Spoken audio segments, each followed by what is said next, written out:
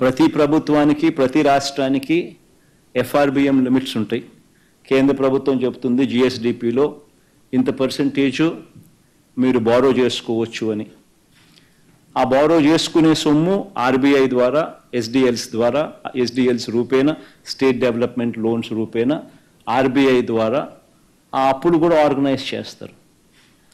ఏ ప్రభుత్వమైనా కూడా ఇంత పర్సెంటేజ్ ఆర్బీఐ ఏదైతే చెప్తుందో జిఎస్డిపిలో ఇంత పర్సెంటేజ్ అని ఏదైతే చెప్తుందో 3%, 3.5% ఆఫ్ ది జిఎస్డిపి అని ఏదైతే చెప్తారో అంతే పర్సెంటేజ్లో ఎవరైనా తీసుకోగలుగుతారు. బియాండ్ దట్ పర్సెంటేజ్ ఎవరు తీసుకునేదానికి స్వేచ్ఛ ఉండదు అన్న సంగతి అందరికీ తెలిసి ఉన్న సంగతే. కానీ ఇదే పెద్ద మనిషి చంద్రబాబు నాయుడు గారు ఏ రకంగా ప్రచారాలు చేశారో, చంద్రబాబు నాయుడు గారి కూటమి ఏ రకంగా ప్రచారం చేశారో, చంద్రబాబు గారి ముఠా ఏ మాదిరిగా ప్రచారం చేశారో మీ అందరికీ తెలుసు.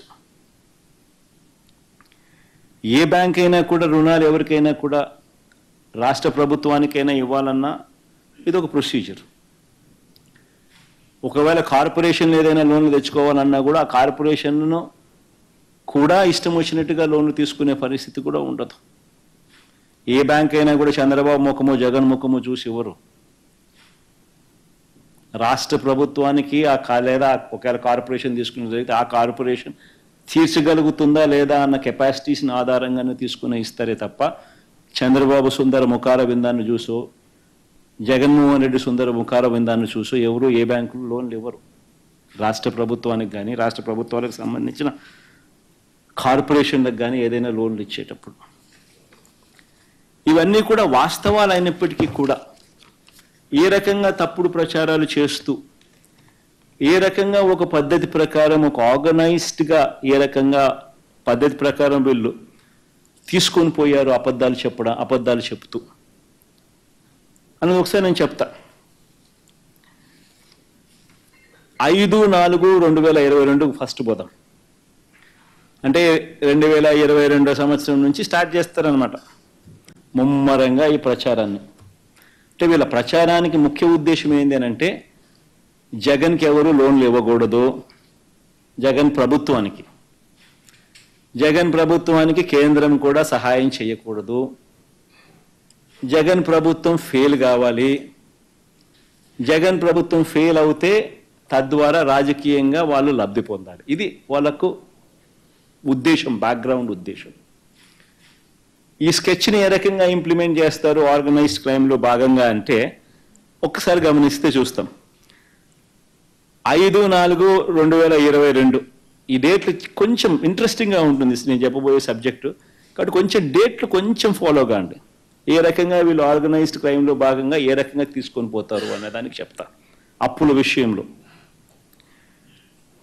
అప్పులన్నీ కూడా విత్ ఇన్ లిమిట్స్ జరిగినప్పటికీ కూడా చంద్రబాబు నాయుడు గారి కన్నా వైఎస్ఆర్సీపీ ప్రభుత్వం ఇంకా బెటర్గా పర్ఫామ్ చేసినప్పటికీ కూడా ఏ రకంగా దుష్ప్రచారం చేస్తూ పోయారు అన్నదానికి నిదర్శనాలు. 5/4/2022 చంద్రబాబు నాయుడు గారు మొదలెడతారు. మరో శ్రీలంకగా రాష్ట్రం అని చంద్రబాబు నాయుడు అంటారు. చంద్రబాబు స్టేట్మెంట్ వెంటనే ఈనాడులో దాన్ని అలా చూపిస్తారనమాట, ప్రచురణ చేయడం మొదలు పెడతాడు. దీని తర్వాత రాష్ట్రం దివాలా తీసినట్టు సీఎం ప్రకటిస్తారేమో అని చెప్పి మళ్ళీ చంద్రబాబు నాయుడు అంటాడు. ఇది 13/4/2022 13/4/2022లో అంటాడు. వెంటనే ఈనాడు మేలుకోకుంటే మనకు శ్రీలంక గతే అని చెప్పి రాస్తుంది. ఈనాడు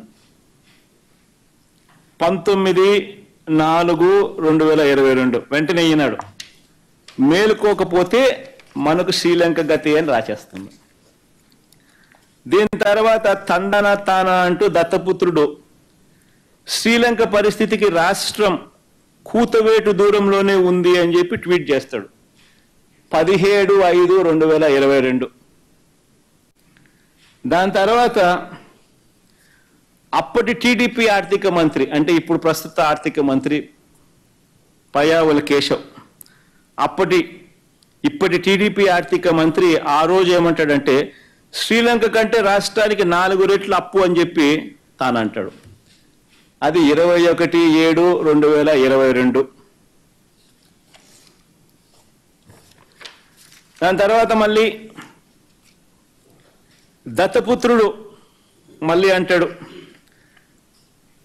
అప్పులతో ఆంధ్ర పేరు మారు మోగిస్తున్నందుకు అప్పు రత్న అంటూ పేరు పెట్టాలని మరో ట్వీట్ చేస్తాడు. 17/2/2023. దాని తర్వాత వెంటనే చంద్రబాబు గారు వదినమ్మ గారు బీజేపీలో టీడీపీ నాయకురాలు, రాష్ట్రం రుణం 11 లక్షల కోట్లు అని మరొక స్టేట్మెంట్ ఇస్తారు. 25/10/2023. చూడండి, డేట్స్ ఒకసారి చూసుకోండి. అంటే ఒక పద్ధతి ప్రకారం గోబెల్స్ ప్రచారం, ఒక పద్ధతి ప్రకారం తీసుకొని పోతారు.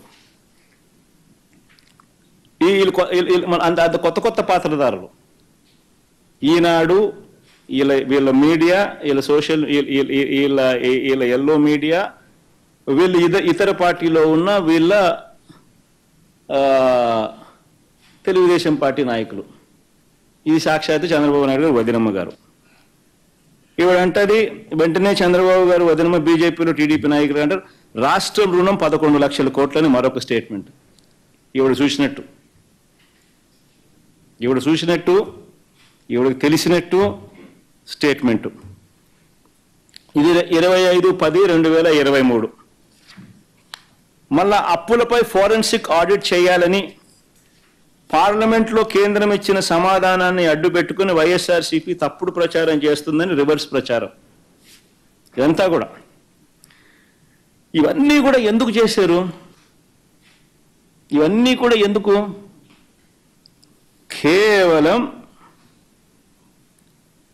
ఇవన్నీ చెప్పడం, ఢిల్లీకి పోవడం, రకరకాల ఏజెన్సీలకు లెటర్లు రాయడం, ఇవన్నీ ప్రచారాలు చేయడం ఎందుకు? వైఎస్ఆర్సీపీ హయాంలో వైఎస్ఆర్సీపీకి రాష్ట్ర ప్రభుత్వానికి అప్పులు రాకూడదు.